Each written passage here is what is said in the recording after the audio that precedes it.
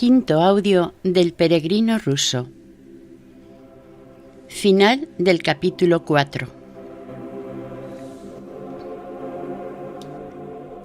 Acabada esta conversación, comenzó a invadirnos un poco el sueño, pero oyendo tocar la campana que llamaba al oficio de la mañana, nos fuimos a la iglesia, donde ya estaba la señora con sus niños. Oímos el oficio y después la divina liturgia. Yo estaba en el coro con el señor y su hijo, mientras que la señora y su hijita estaban donde se abre el iconostasio a fin de poder ver la elevación de los santos dones. Oh Señor, y cómo oraban todos y cuántas lágrimas de gozo derramaban. Sus rostros estaban tan iluminados que mirándolos me puse a llorar. Terminados los oficios, los señores, el sacerdote, los sirvientes y los mendigos se sentaron todos junto a la mesa. Había como unos 40 mendigos, enfermos y niños. ¡Qué silencio y qué paz alrededor de la mesa! Yo, entrando en confianza, dije en voz baja al Señor: en los monasterios es costumbre leer las vidas de los santos durante la comida. Aquí podríais hacer lo mismo, ya que tenéis el menologio completo. El Señor volvióse a su esposa y le dijo: verdaderamente, María, estará bien introducir esta novedad que será un bien para todos. Yo haré la lectura en la primera comida, luego tú, después nuestro sacerdote y nuestros hermanos, cada uno según su turno y según sus conocimientos. El sacerdote dejó de comer y dijo: escuchar, eso se hace con gran placer, pero leer, para eso yo no tengo un momento libre. Apenas he puesto los pies en mi casa, ya no sé qué hacer ni por dónde empezar. Que si los niños, que si los animales entran en el campo ajeno, todo el día se pasa en cosas por el estilo, sin que a uno le quede un minuto para instruirse. Todo lo que aprendí en el seminario hace ya tiempo que lo tengo olvidado. Al oír tales palabras me estremecí. Pero la señora me tomó del brazo y me dijo: él habla así por humildad. Siempre rebaja los propios méritos, pero es un hombre excelente y piadoso. Quedó viudo desde hace 20 años, educa a sus hijos y además celebra los oficios muy a menudo. Estas palabras me recordaron una sentencia de Nicetas Setatos en la Filocalía. La naturaleza de los objetos se aprecia según la disposición interior del alma. Es decir, que cada uno se forma una idea de los demás según lo que es él mismo. Y más adelante añade: el que ha llegado a la oración y al verdadero amor no distingue ya entre los objetos, ni distingue al justo del pecador, sino que ama por igual a todos los hombres y no los condena. Lo mismo que Dios hace salir el sol sobre malos y buenos y caer la lluvia sobre justos e injustos. De nuevo guardamos silencio. Enfrente de mí estaba sentado un mendigo del asilo, completamente ciego. El Señor le daba de comer, le partía el pescado, le llevaba la cuchara a la boca y le servía de beber. Yo le miraba con mucha atención y notaba que en su boca, siempre entreabierta, su lengua se movía continuamente. Yo me pregunté si acaso recitaría la oración y seguí mirándole con más atención. Al final de la comida, una anciana se puso mal, se ahogaba y daba grandes gemidos. El señor y la señora la llevaron a su cuarto para acostarla y la echaron en el lecho. La señora se quedó a cuidarla. El sacerdote, por lo que pudiera suceder, se fue en busca de los santos dones, y el señor mandó preparar un coche para ir a buscar un doctor a la ciudad. Cada uno se fue por su lado. Yo sentía en mí como un hambre de oración. Notaba como una violenta necesidad de dejarla salir, pues hacía ya 2 días que carecía de tranquilidad y silencio. Sentía en mi corazón como un río pronto a desbordarse y a extenderse por todos los miembros. Pero como lo retenía dentro, tuve un violento dolor en el corazón, pero un dolor bienhechor que únicamente me inclinaba a la oración y al silencio. Entonces comprendí por qué los verdaderos adeptos a la oración continua huían del mundo y se escondían lejos de todos. Comprendí igualmente por qué el bienaventurado Esigio dice que la conversación más elevada no pasa de ser una charla si se prolonga demasiado, y me acordé asimismo de las palabras de San Efrén el Sirio. Un buen discurso es plata, pero el silencio es oro puro. Yo subí al desván. Me calmé, descansé y oré un poco. Cuando los pobres se despertaron, fui en busca del ciego y lo llevé al jardín. Nos sentamos en un rincón solitario y empezamos a hablar. Dime, en el nombre de Dios y por el bien de tu alma, ¿tú rezas la oración de Jesús? Hace mucho tiempo que la repito sin cesar. ¿Qué efectos produce en ti? Solo sé que ni de día ni de noche puedo prescindir de ella. ¿Cómo te reveló Dios esta actividad? Cuéntamelo con todo detalle, querido hermano. Así lo haré. Yo soy un artesano de este lugar, que ganaba mi pan trabajando de sastre. Recorría también las otras provincias, iba por los pueblos y cosía los trajes de los campesinos. En una aldea me aconteció que hube de quedarme bastantes días en casa de uno de sus habitantes para vestir a toda la familia. Un día de fiesta en que nada había que hacer, vi 3 libros en la repisa sobre los iconos y les pregunté: ¿hay alguien entre vosotros que lea? Y me respondieron: no hay nadie. Esos libros eran de un tío, él era instruido. Tomé uno de los libros, lo abrí al azar y leí las siguientes palabras que todavía recuerdo.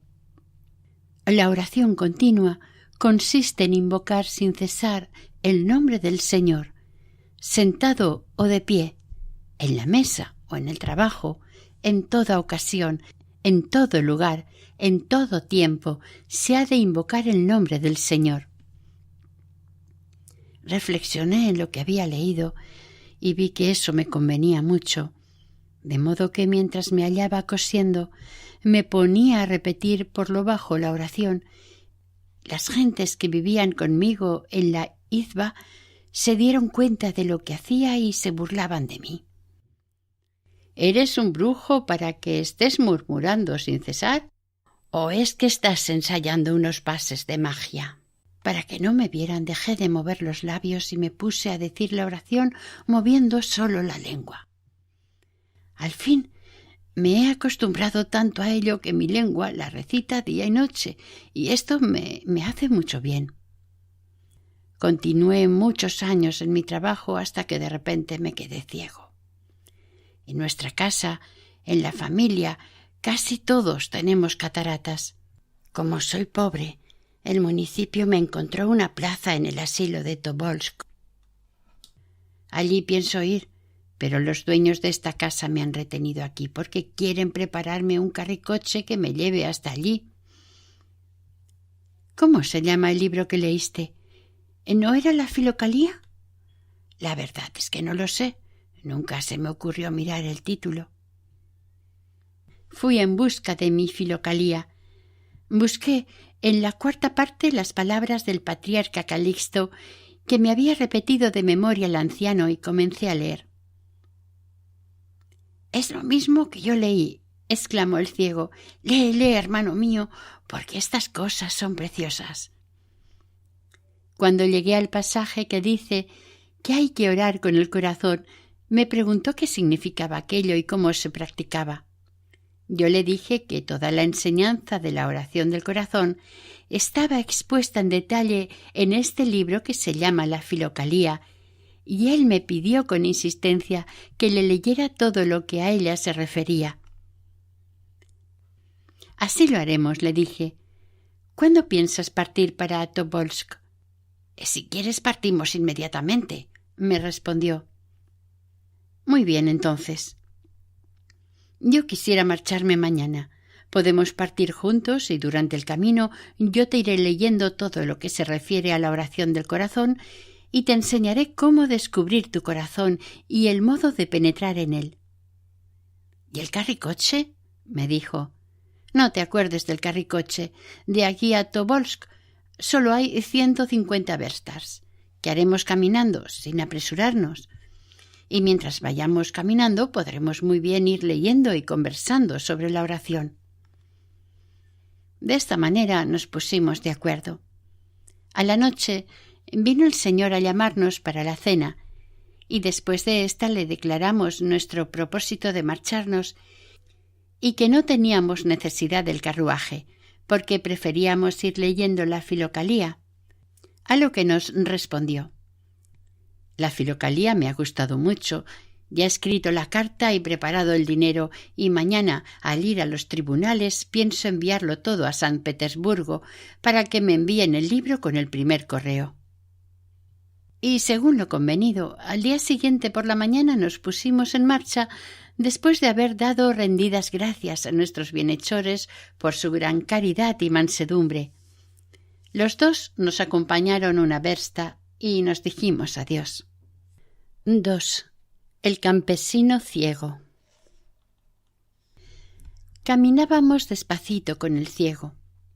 Solo hacíamos de 10 a 15 verstas por día y el resto del tiempo lo pasábamos sentados en lugares solitarios y leíamos la Filocalía. Le leí todo lo que tiene relación con la oración del corazón, siguiendo el orden indicado por mi starets, es decir, comenzando por los libros de Nicéforo el monje, de Gregorio el Sinaíta, etc. ¡Qué atención y qué fervor ponía en escuchar estas cosas! ¡Cómo le emocionaban y le llenaban de felicidad! Enseguida comenzó a hacerme tales preguntas sobre la oración que mi espíritu no encontraba ciencia suficiente para resolvérselas. Después de haber escuchado mi lectura, el ciego me pidió que le enseñase un medio práctico de encontrar el corazón por medio del espíritu, de introducir en él el divino nombre de Jesucristo y de orar así interiormente con el corazón. Yo le dije: indudablemente tú no ves, pero por la inteligencia puedes representarte las cosas que antes has visto, un hombre, un objeto o uno de tus miembros, tu brazo o tu pierna. ¿Puedes imaginarlo con la misma claridad que si lo vieras? ¿Y te es posible, aunque ciego, dirigir a él tu mirada? Sí, puedo, respondió. Entonces, represéntate así tu corazón. Vuelve tus ojos como si lo miraras a través de tu pecho y escucha con los oídos cómo trabaja latiendo rítmicamente. Cuando te hayas acostumbrado a esto, esfuérzate por ajustar a cada latido de tu corazón, sin perderlo de vista, las palabras de la oración. Es decir, al primer latido di o piensa Señor, al segundo Jesús, al tercero Cristo, al cuarto tened piedad, al quinto de mí, y repite con frecuencia este ejercicio. Esto te será fácil porque ya estás preparado para la oración del corazón. Después, cuando ya estés habituado a esta actividad, comienza a introducir en tu corazón la oración de Jesús y a hacerla salir al mismo tiempo que la respiración. Es decir, al inspirar el aire, di o piensa Señor Jesucristo, y al expirarlo, tened piedad de mí. Si lo haces así a menudo y durante mucho tiempo, pronto notarás un ligero dolor en el corazón y luego se producirá en él un calor vivificante. Con la ayuda de Dios, llegarás así a la acción constante de la oración en el interior del corazón. pero sobre todo, guárdate de cualquier representación o imagen que brote en tu espíritu mientras estés orando. Rechaza todas las imaginaciones, ya que los padres nos ordenan, para no caer en ilusiones, que guardemos el espíritu libre y vacío de toda forma durante la oración. El ciego, que me había escuchado con atención, se ejercitó con gran celo en lo que yo le había enseñado, y por la noche, en la posada, pasó en ello largo rato. Al cabo de 5 días, sintió en el corazón un calor muy fuerte y una indecible felicidad.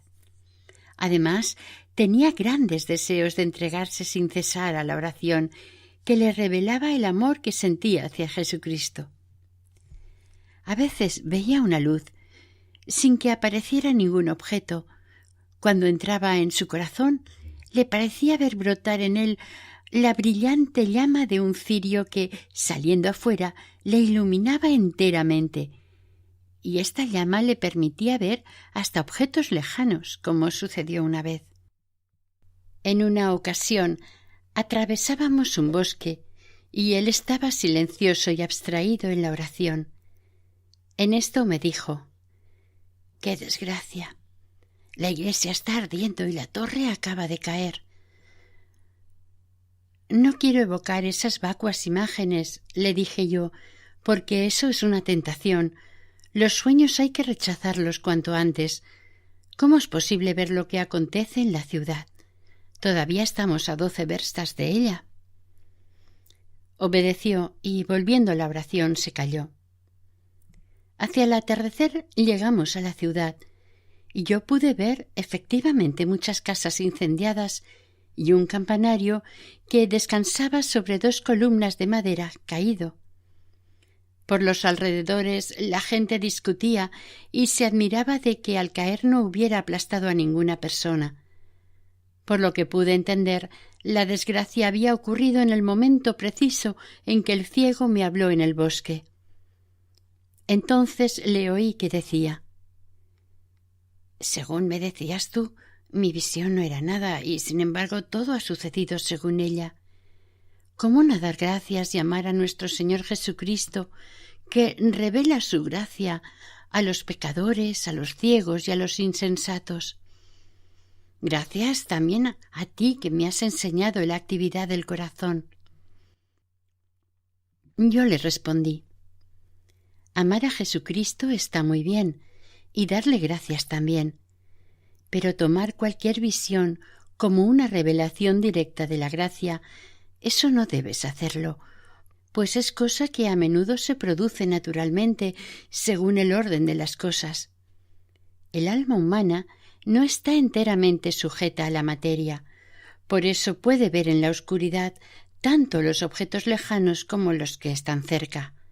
Pero nosotros no cultivamos esta facultad del alma, sino que la abrumamos con el peso de nuestro pesado cuerpo y con la confusión de nuestros pensamientos distraídos y ligeros.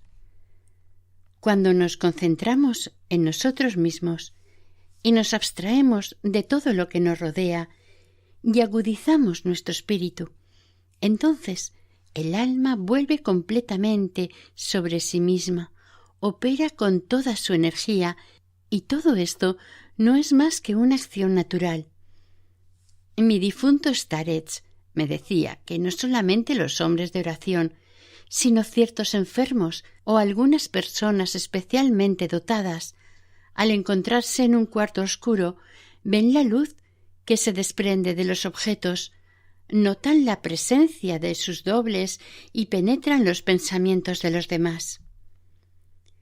Mas los efectos directos de la gracia de Dios durante la oración del corazón son tan deliciosos que no hay lengua humana capaz de describirlos. A ninguna cosa material son comparables. El mundo sensible es cosa muy baja comparado con las sensaciones que la gracia despierta en el corazón. El ciego escuchó con gran atención estas palabras y todavía se hizo más humilde. La oración se iba desarrollando sin cesar en su corazón y le producía un gozo inefable. Mi alma se sentía feliz por este motivo, y yo daba gracias al Señor que me había hecho conocer tan grande piedad en uno de sus servidores. Finalmente llegamos a Tobolsk. Allí le conduje al asilo y después de haberle dicho adiós con gran afecto, volví a mi camino solitario. Un mes entero caminé poco a poco e iba sintiendo cuán útiles nos son y cuánto bien nos hacen los ejemplos vivos. Leía a menudo la Filocalía y por lo que en ella leía me iba confirmando en lo que le había dicho al ciego. Sus ejemplos inflamaban mi celo y mi amor al Señor. La oración del corazón me hacía tan dichoso que no pensaba que fuera posible serlo más en la tierra y me preguntaba cómo podrían ser mayores que éstas las delicias del reino celestial.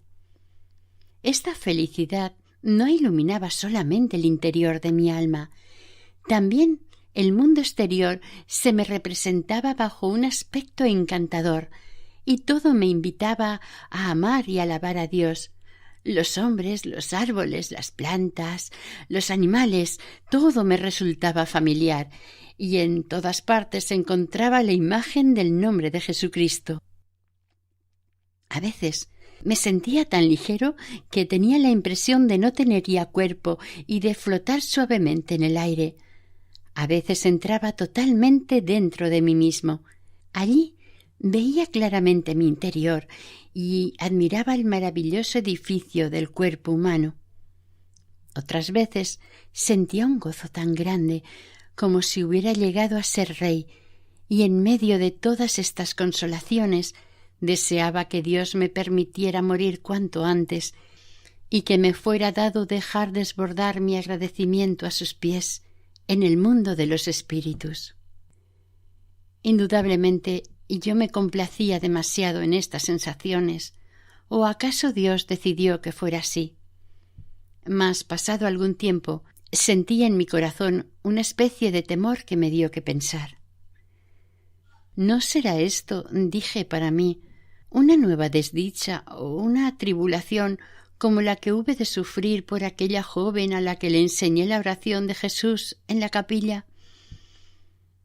Los pensamientos me agobiaban como unas nubes negras, y me acordé de las palabras del bienaventurado Juan de Cárpatos, que dice que muchas veces el maestro queda deshonrado y sufre tentación y tribulación por aquellos a quienes ayudó espiritualmente.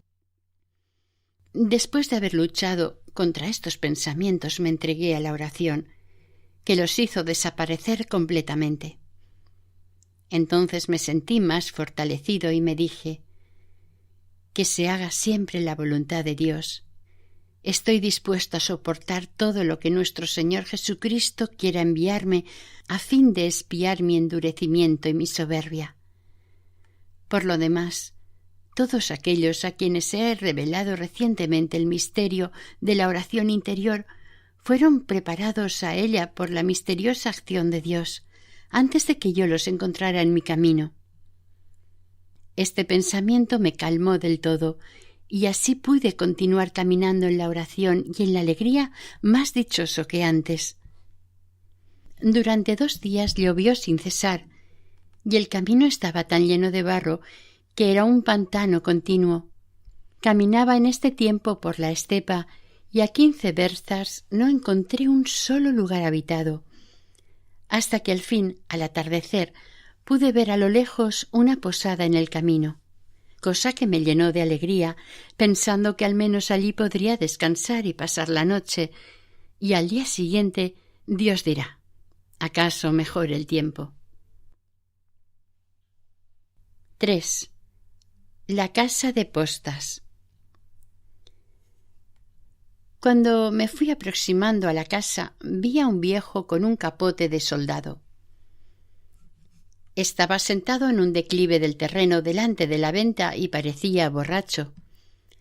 Le saludé y le dije: ¿A quién puedo pedir permiso para pasar la noche aquí?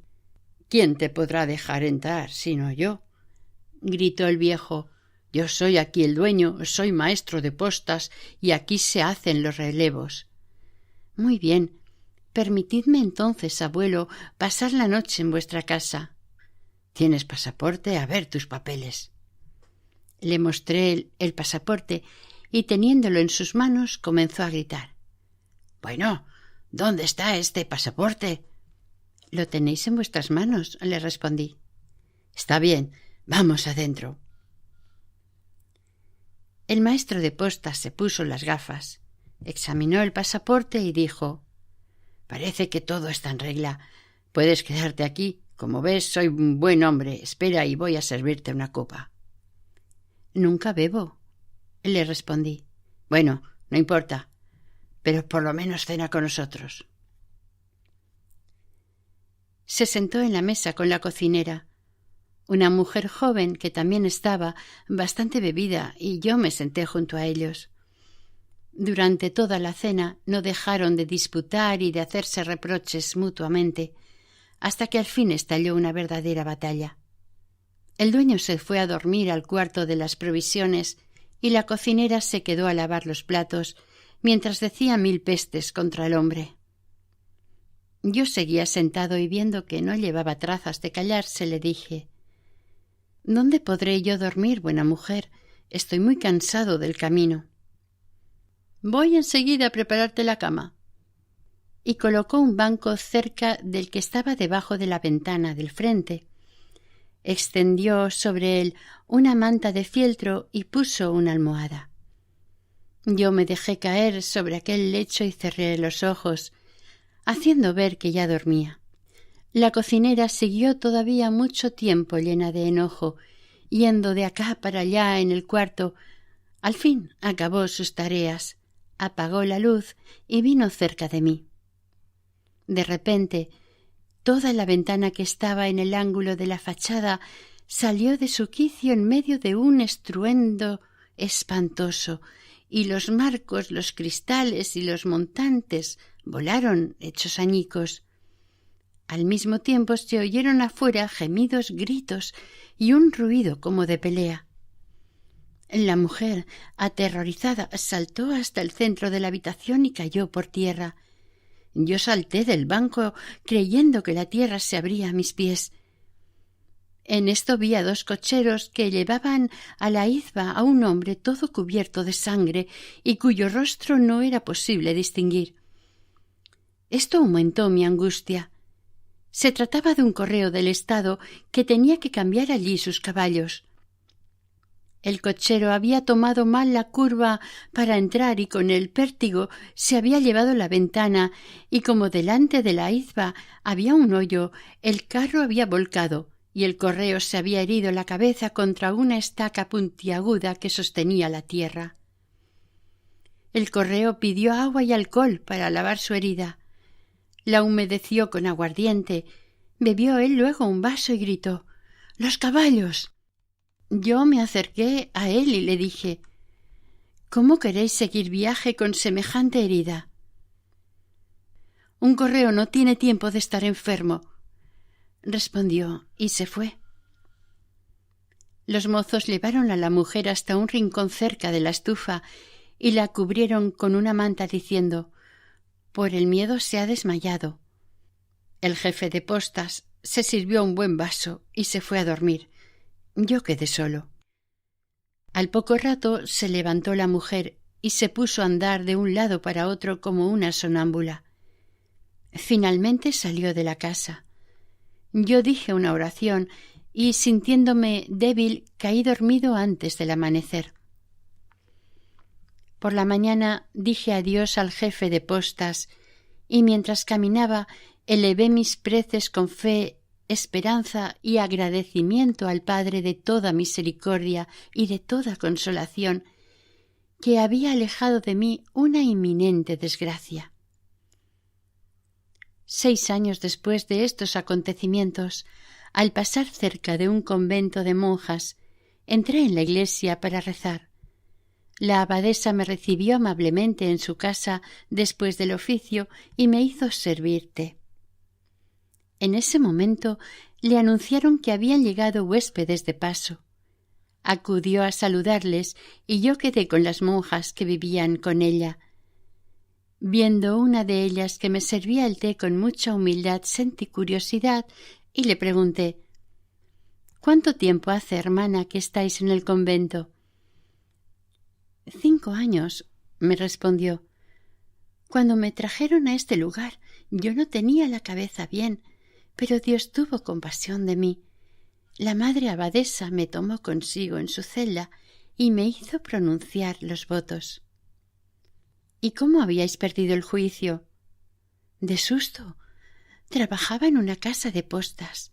Una noche, mientras dormía, los caballos hicieron saltar una ventana y de terror enloquecí.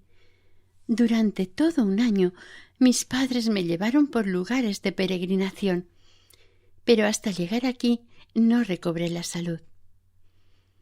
Al oír estas palabras, me alegré en el alma y glorifiqué a Dios, cuya sabiduría hace que todo se torne en provecho nuestro. 4. Un cura de pueblo. Todavía me acaecieron otras aventuras, dije, dirigiéndome a mi padre espiritual. Si quisiera contároslo todo, con 3 días no tendría bastante, pero si os sirve bien, voy a contaros una más. Un luminoso día de verano vi a cierta distancia del camino un cementerio, o más bien una comunidad parroquial, es decir, una iglesia con la casa de los servidores del culto y un cementerio. Las campanas tocaban llamando al oficio y yo me apresuré a ir a la iglesia.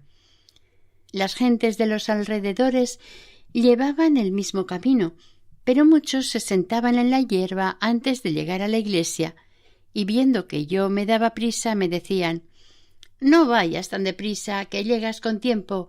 En esta iglesia los oficios se hacen muy despacio. El cura está enfermo y además es muy calmoso». En efecto, la liturgia no iba muy deprisa. El sacerdote, joven pero pálido y flaco, celebraba muy despacio, con piedad y sentimiento. Al final de la misa pronunció un excelente sermón sobre la manera de llegar al amor de Dios. El sacerdote me invitó a comer con él. Durante la comida le dije: «Celebráis los oficios con gran piedad, padre mío, pero también con mucha lentitud». «Ciertamente», me respondió, «y esto no gusta mucho a mis parroquianos y por ello murmuran, pero pierden el tiempo, porque a mí me gusta meditar y ponderar cada palabra antes de pronunciarla. Si se les priva de este sentimiento interior, las palabras no tienen ningún valor, ni para uno mismo ni para los demás. Todo está en la vida interior y en la oración atenta». «Ay, qué poco interesa a nadie la actividad interior», añadió. «No hay voluntad ni preocupación alguna por la iluminación espiritual interior». Yo volví a preguntar: «¿Pero cómo llegar a ella? ¿Es una cosa tan difícil?» «No es difícil en modo alguno. Para recibir la iluminación espiritual y llegar a ser un hombre interior, hay que tomar un texto cualquiera de la Escritura y concentrar en él toda la atención tanto tiempo como se pueda. Por este camino se llega a descubrir la luz de la inteligencia. Para orar hay que proceder de la misma manera. Si quieres que tu oración sea pura y recta y que produzca buenos efectos, hay que elegir una oración corta, compuesta de algunas palabras breves pero enérgicas, y repetirla durante mucho tiempo y con mucha frecuencia. Por ahí se llega a tomar gusto a la oración». Esta enseñanza del sacerdote me agradó mucho por ser práctica y fácil, y al mismo tiempo profunda y sabia. Di gracias a Dios en espíritu por haberme hecho conocer a un verdadero pastor de su iglesia. Terminada la comida, el sacerdote me dijo: «Vete a descansar un poco. Yo voy a leer la palabra de Dios y a preparar mi sermón de mañana». Yo me fui a la cocina. No había en ella sino una cocinera muy vieja, toda encorvada, sentada en un rincón y que tosía. Yo me senté junto a una ventana, saqué la filocalía del zurrón y me puse a leer en voz baja. Al poco tiempo reparé en que la vieja sentada en el rincón recitaba sin cesar la oración de Jesús. Me dio gran alegría oír invocar al santo nombre del Señor y le dije: «Qué bueno es, buena mujer, que estés rezando así la oración. Es la mejor y la más cristiana de las obras». «Así es», me respondió, «en el declinar de mi vida, este es mi consuelo, que el Señor me perdone». «¿Hace ya mucho tiempo que rezas así?» «Desde mi juventud, y sin esto no podría vivir, porque la oración de Jesús me ha salvado de la desgracia y de la muerte». «¿Pero cómo sucedió eso? Cuéntemelo, por favor, para la gloria de Dios y en honor de la poderosa oración de Jesús». Puse la filocalía en mi zurrón, me senté junto a la vieja y ésta comenzó su relato. «Cuando yo era joven y bonita, mis padres me desposaron. La víspera del matrimonio iba mi novio a entrar en nuestra casa cuando cayó muerto de repente a pocos pasos de la puerta. A su vista fue tal el terror que sentí que en ese mismo instante hice propósito de permanecer virgen y de ir a los santos lugares a rezar a Dios. Sin embargo, yo tenía miedo de ir sola por estos caminos, pues las gentes malvadas podían atacarme a causa de mi juventud. Una anciana que hacía tiempo que llevaba vida errante me enseñó que había de rezar sin cesar la oración de Jesús y me aseguró con palabras muy persuasivas que esta oración me preservaría de cualquier peligro en el camino. Yo di crédito a lo que aquella mujer me decía y jamás me sucedió cosa alguna desagradable, aun en las regiones más lejanas. Mis padres me enviaban el dinero necesario para el viaje. Al hacerme vieja, me he puesto también enferma y felizmente para mí el sacerdote de esta iglesia me da de comer y me hospeda por pura bondad». Escuché con gran alegría aquel relato y no sabía cómo dar gracias a Dios por aquel día que tan edificantes ejemplos me había revelado.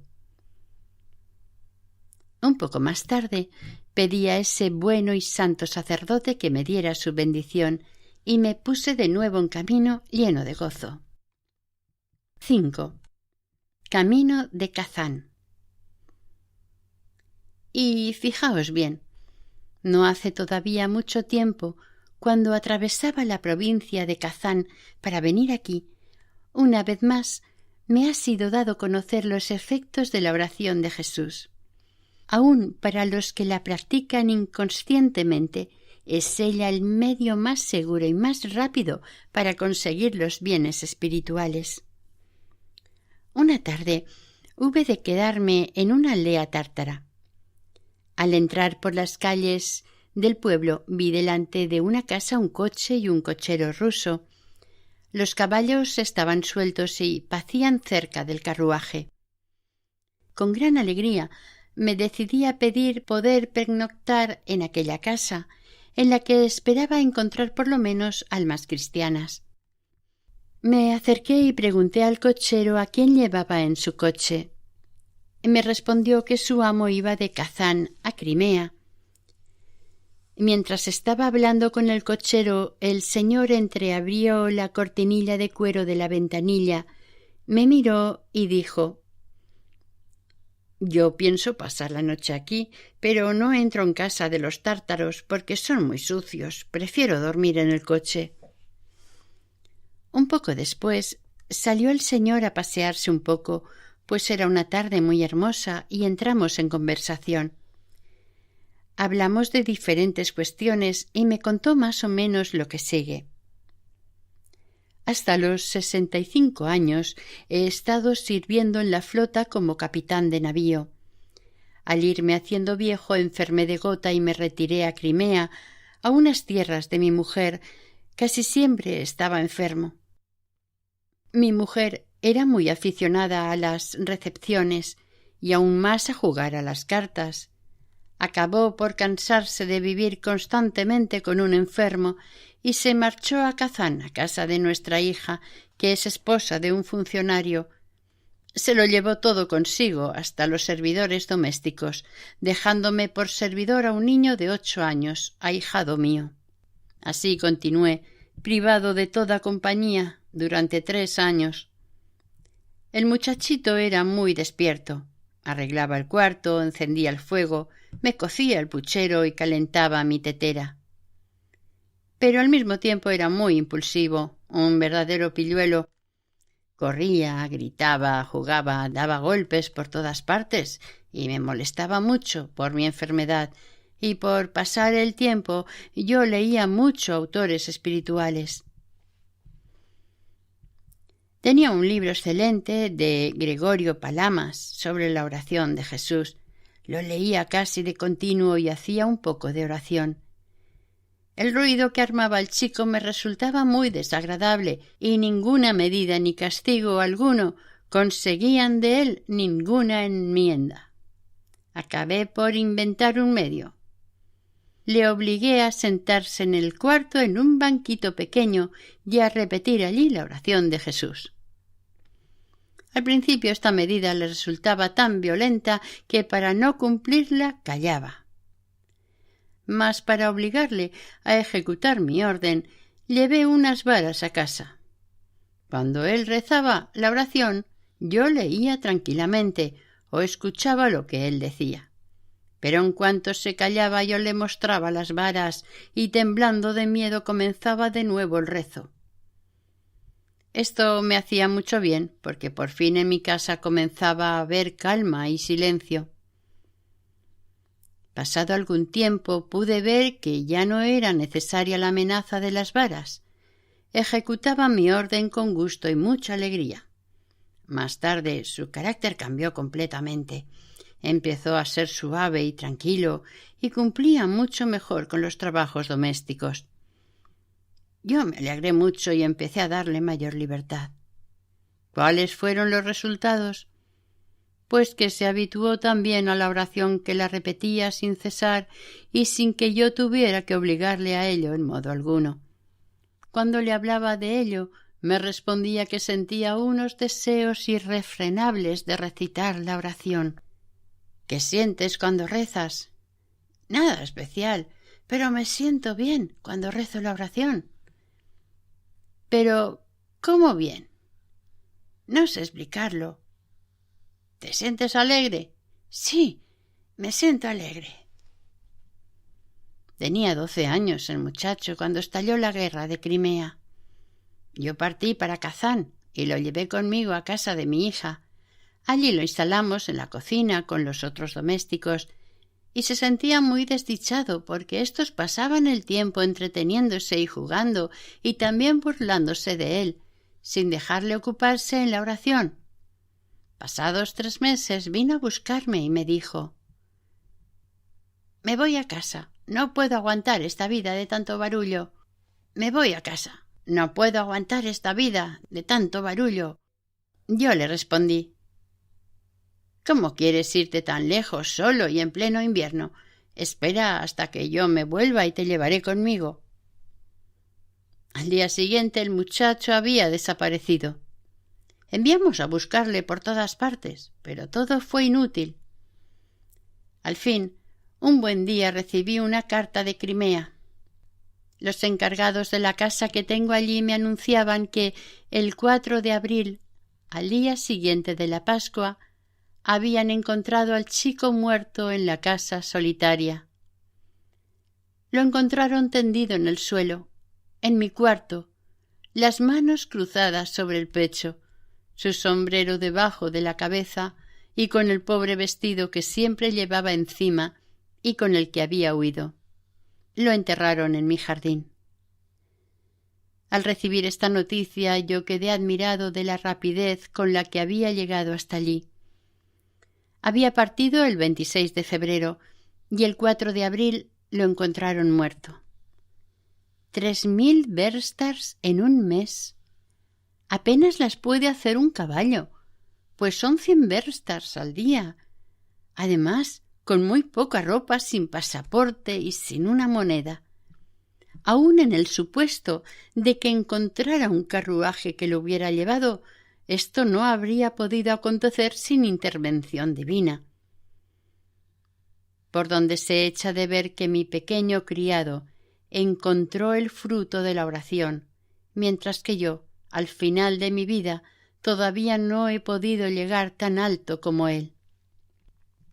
Dije yo entonces al Señor: ese excelente libro de Gregorio Palamas que vos habéis leído, yo lo conozco, pero en él se habla más bien de la oración oral. Deberíais leer este otro libro que se llama La Filocalía. En él encontraréis la completa enseñanza de la oración de Jesús en el espíritu y en el corazón. Al decir esto le enseñé la Filocalía. Escuchó mi consejo con alegría y respondió que iba a adquirir el libro. Dios de bondad, me dije yo, qué maravillosos efectos del poder divino se descubren por esta oración.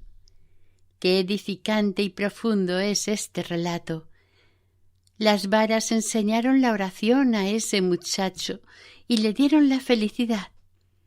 Las desgracias y tristezas con que nos encontramos, ¿qué otra cosa son sino las varas de Dios? ¿Por qué temer, pues, cuando la mano de nuestro Padre Celestial nos amenaza con ellas? Él está siempre lleno de infinito amor para con nosotros, y estas varas nos enseñan a orar con mayor fervor y nos conducen a la dicha inefable. Aquí di fin a mis relatos y dije a mi Padre espiritual: perdonadme en nombre de Dios, he hablado mucho y los padres enseñan que una conversación aún espiritual es sólo vanidad si se prolonga demasiado. Ya es tiempo de ir a buscar de nuevo al que me va a acompañar a Jerusalén.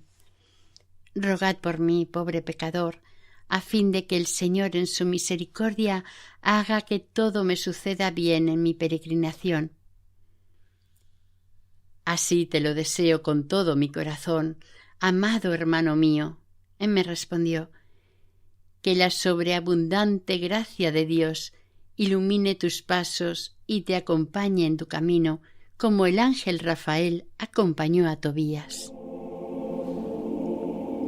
Fin del quinto audio de El peregrino ruso. Final del cuarto capítulo.